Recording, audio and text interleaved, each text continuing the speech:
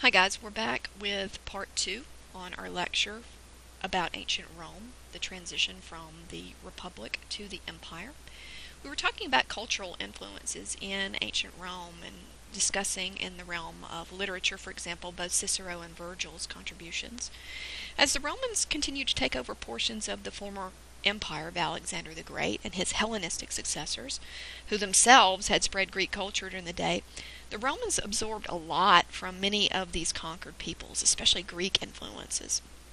In the realm of religion, the Romans were polytheistic. They revered gods of the earth and the sky, the spirits that animated the world around them. We also know that they practiced ancestor worship, with each family venerating those who came before them. As Rome developed and grew, though, its citizens began to embrace deities from other cultures they conquered or came into contact with, such as their blending of Etruscan divination with their own, or fortune-telling, or their incorporation of Egyptian gods like Isis or the Persian god Mithras. Basically, the Romans never met a god they weren't willing to worship. In fact, the Romans had some 242 holidays a year honoring their gods and their republic. They firmly believed that if they did not honor the gods properly, they would lose their favor. The clearest influence, though, on Roman religious belief, Roman mythology, is from Greek mythology. You can see, for example, I have the chart here on the slide, several major Greek deities just get imported wholesale into Roman religious worship. It's sort of a copy-paste, but you just rename the file. So Athena becomes Minerva, but it's the same story and the same associations with them. Aphrodite becomes Venus. I mean, it's striking how closely the Romans actually follow Greek mythology over time. They even adopted Greek architectural styles for their houses of worship. You can see the picture here on the slide. The temple dedicated to the god of rivers and streams. If you didn't know it was Roman, you'd say it's Greek, because you see the Greek columns, the freestanding front porch.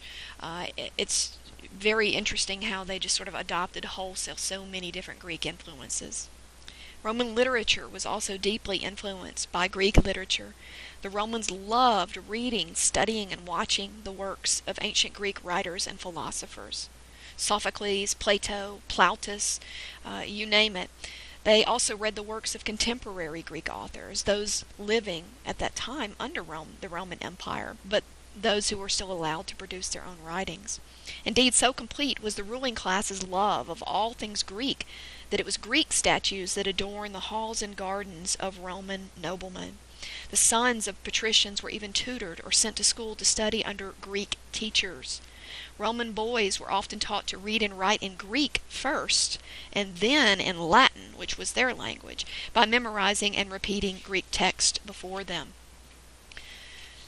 Really, you could say that the Romans, in some ways, believed the Greeks to be superior to them. Not militarily, because they still conquered the Greeks, they still enslaved them, but they deeply, deeply admired the Greeks in a way that they really didn't with many other civilizations. So, as strange as it may seem, the Romans owed a huge intellectual debt, they felt, to Greek civilization, and thought that the Greeks were better than them in many ways. However, the Greeks were not as good in construction, certainly, as the Romans were. Here's one case where the Romans outdid the Greeks themselves. The Romans were master road builders, for example. Roads were important for several reasons: for facilitating trade throughout your empire, moving your military. And Roman engineers excelled at creating roads that could stand the test of time. Unlike our roads today, which develop potholes in them within just a few months of being constructed, you have Roman roads that are still in use today. For example, in Yorkshire and Sussex counties in Great Britain, you still have original Roman road beds that are in use. Some of them have been paved over with more modern materials like asphalt, but the original excavation, the painstaking care that Roman engineers created in using various grades of gravel to facilitate drainage. It's just amazing that they created this vast network of more than 250,000 miles of paved road that you can still see evidence of it today, and some of it is still in use.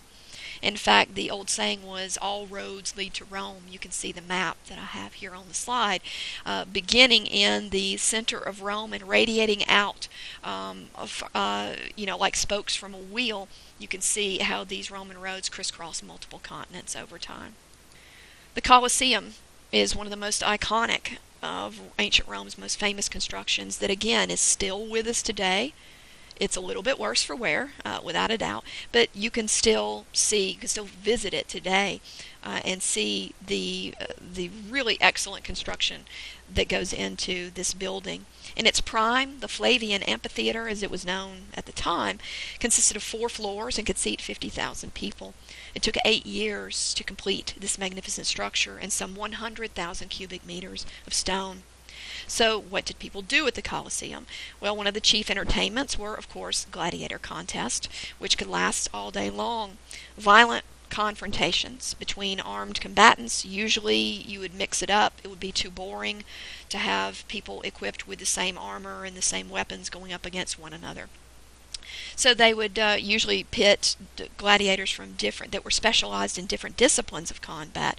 They would pit them against one another. For instance, you might have a rotarius who used a net, a trident, and a dagger. You might put him up against a cestus, who was a boxer, with a knuckle duster, but bore no armor. Some were professional soldiers at the top of their game. Others were, of course, slaves or condemned criminals who were trained to participate in this bloodlust type of sport. Besides gladiator contests, there were other bloody sports conducted in the Colosseum for the amusement of Rome's citizenry. Attractions such as animal hunts, where a man would have to face down an animal, likely drawn from the most exotic, furthest reaches of the empire. Or you might have animal-on-animal contests. Again, it'd be too boring to have a wolf going up against a wolf, so they might put a bear up against a wolf or a lion against, hippopotamus. They would starve these animals for days leading up to the competition so that they would be at maximum aggression. In addition to the Colosseum for public amusement, other still standing Roman constructions were the vast network of baths, public baths that were created under Rome. People loved to go to the bath. In fact, Roman men and women tried to visit the baths at least once every day. What was the attraction, besides cleanliness, of course? Well, Roman baths were like the fancy spas that we have today. They had hot and cold pools, towels to dry off with, slaves to wait on you hand and foot.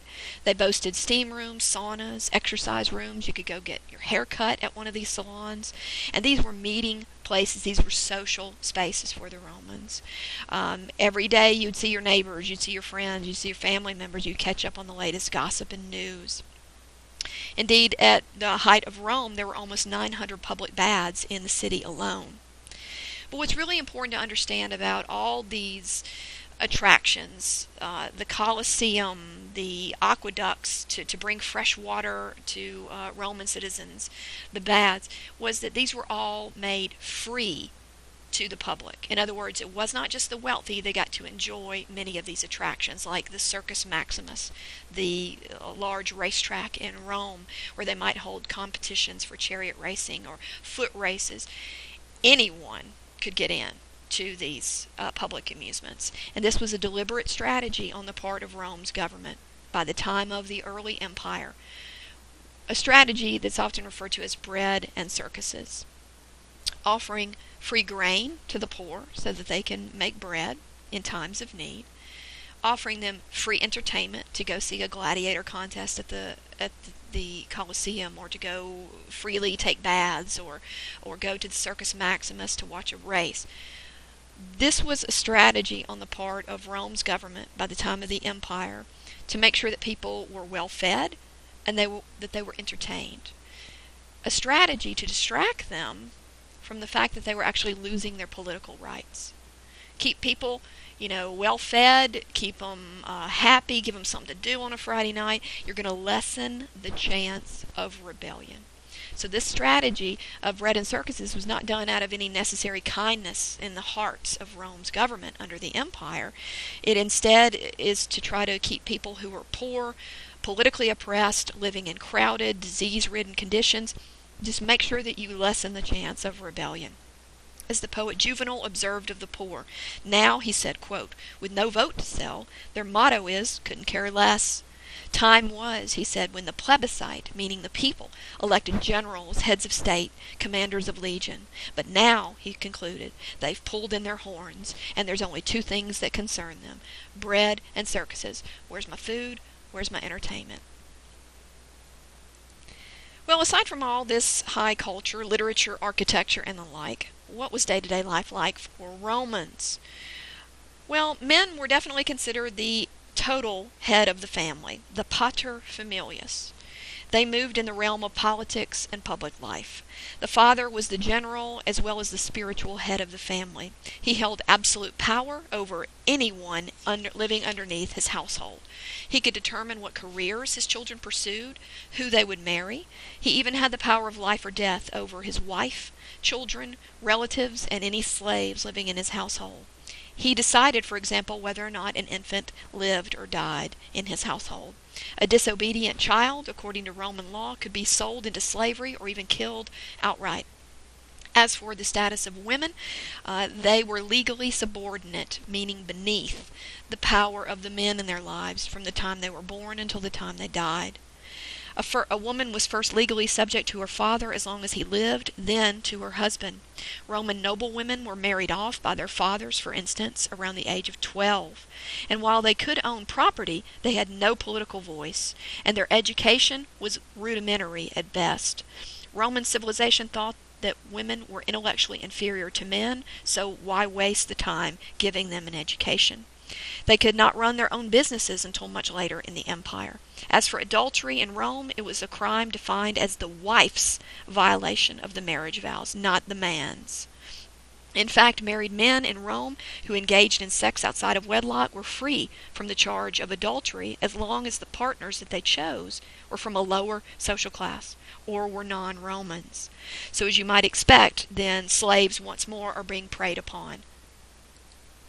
With all this being said, a divorce was fairly easy to secure under the Roman Empire. Either partner could divorce the other simply by renouncing the marriage to their spouse. Indeed, divorce became so common over time that even some of the highest-ranking politicians of the day, such as Julius Caesar, Pompey, and Cicero, as well as Augustus, were themselves divorced. Also, marriages might be more likely to break up since prostitution was legal and widespread in Rome. Couples might also stay together if there were fewer children involved. And the birth rate among the wealthy in Rome begins to drop over time as Romans began practicing early forms of contraception and abortion. In fact, the birth rate dropped alarmingly low among the Roman upper classes to the point where eventually there were laws passed requiring patrician families to start birthing and raising more children over time. So prostitution, infanticide, high divorce rates, interfamily honor killings, bloodlust sports in the Colosseum. There were some Romans over time that began to grow critical of their society and what they perceived was the breakdown of morals. Others worried about the constant mistreatment of the poor and what might happen if the plebeian class ever decided to make it final once and for all, to get up, leave Rome, and let it wither and die on the vine. And in fact, we will see a new religion developing on the fringes of the Roman Empire that would end up becoming a direct reaction to the excesses of imperial Roman society. That religion will be Christianity, which we'll discuss in a future video.